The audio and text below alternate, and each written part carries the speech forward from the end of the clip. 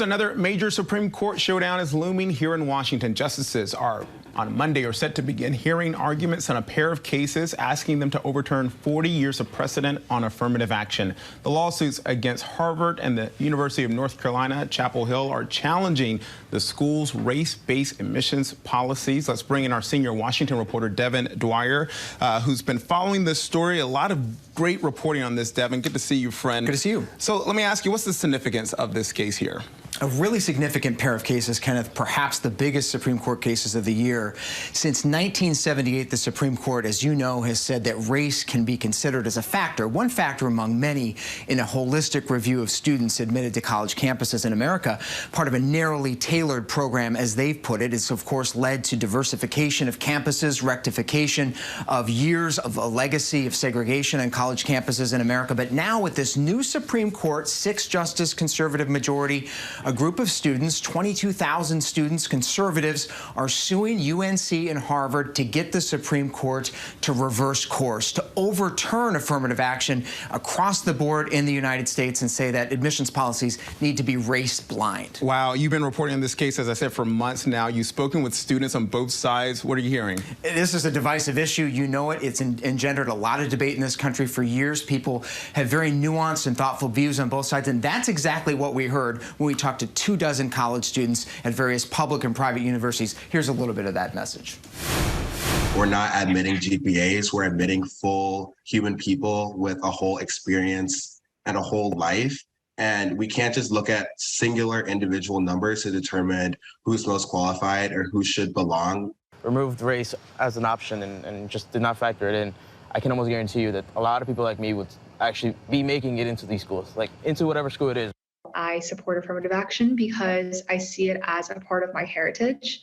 I am Chinese American, and the most important thing about my culture to me is the collectivism. It's trying to put the greater good above your own individual benefits at all times. I think there's questions surrounding it, whether it's a genuine intention or whether it's just we got to meet the quota.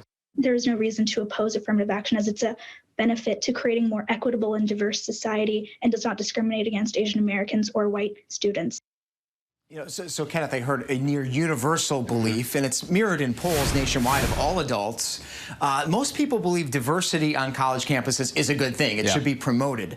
The numbers are there for that, but there's a lot of division on how do you get there, and that's one thing this case will address. Yeah, you talk about the numbers. That recent poll from Washington Post, George Mason University's Schar School of Policy and Government shows more than 60% of Americans would support a ban on race-based affirmative action, but still support racial diversity on campus. I think most would agree that there's probably more than one approach here. You know, obviously there's disagreements on whether or not affirmative action should exist here for these schools, but a lot of mixed views on this. Absolutely, and the schools insist, Kenneth, that race-neutral alternatives just don't work as well. And so they're advocating for this. But yeah, the American public on the whole has opposed the use of race for years. It's been pretty consistent, even among minority groups. Majorities of Hispanics, Latinos, blacks, Asian Americans all say that they oppose the use of race, but it's going to come down to these justices and what they have to say. So that's the big question: is this conservative court that we have right now, what will happen?